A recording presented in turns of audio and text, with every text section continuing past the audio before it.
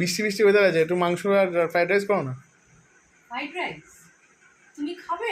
করো করো করো করো ফ্রাইড রাইস খাবে? করো না, এমনি ভাতও তো আছে, মাছ যদি ভালো লাগে মাছ দিয়ে ভাত খেয়ে নেবো, চাপ নেই।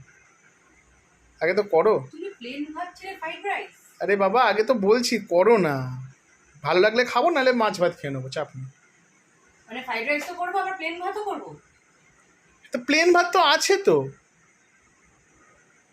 প্লেন ভাত আছে না নেই? আছে, অল্প আছে। ব্যাস ঠিক আছে, না হলে আমি ওই প্লেন ভাত দিয়ে খেয়ে নেবো, চাপ নেই, মাংস দিয়ে কিছু খেয়ে নেবো, অসুবিধা নেই। করে দেখো ভালো হলে খাবো, নাহলে আর কি করা যাবে। ঠিক আছে।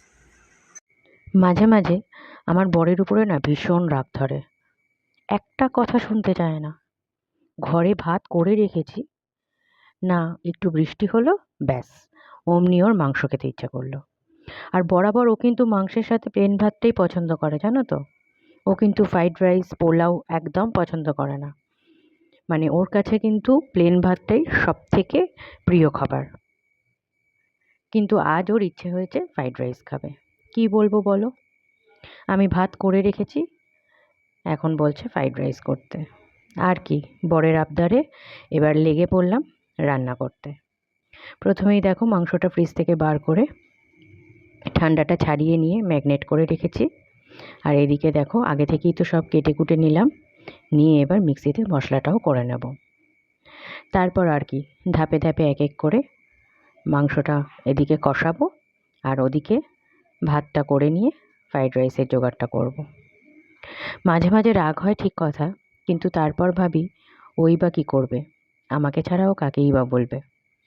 কিন্তু রাগটা হয় কোথায় জানো তো, ঘরে যখন একটা খাবার করা থাকে সেই খাবারটা না খেয়ে নতুন করে যখন করতে হয়, সেটাই আমার রাগ ধরে। ওকে আমি কিছুতেই বোঝাতে পারি না যে আজকে খেয়ে নাও, কালকে করে দেবো, হবেই না। ওর যখন যেটা ইচ্ছে হবে তখনই ওকে সেটা করে দিতে হবে। তো এই দেখো আমার তো ফ্রাইড রাইস ডান হয়ে গেল। উপর থেকে একটু সামান্য ধনেপাতা দিয়ে দিলাম, মানে ফ্লেভারটা আসার জন্য। আর এদিকে দেখো আমার রান্না পুরো ডান। দেখতে কেমন হয়েছে তোমরা কমেন্টে জানিও। তোমরা তো আর খেতেও পারবে না, টেস্টও করতে পারবে না।